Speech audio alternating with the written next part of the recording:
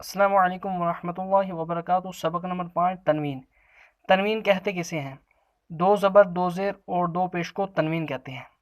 जिस हर्फ पर तनवीन हो उसको मुनव्वन कहते हैं, यानी जिस हर्फ पर दो ज़बर हो या दो ज़ेर हो या दो पेश हो उसको मुनव्वन कहते हैं। अब तनवीन नून साकिन होता है। तनवीन क्या होता है? नून साकिन होता है, जो कलमे के आखिर में आता है, इसलिए तनवीन की आवाज़ नून साकिन की तरह होती है। जैसे हमज़ा, दो ज़बर अन, ये देखो आखिर में नून साकिन। तनवीन के आखिर में नून साकिन की आवाज़ आती है, क्यों? क्योंकि ये तनवीन नून साकिन ही होता है। अब इसके हिज्जे कैसे करने हैं? मीम दो ज़बर मन, मीम दो ज़बर मन, मीम दो ज़ेर मिन, मीम दो पेश मुन, मन मिन मुन।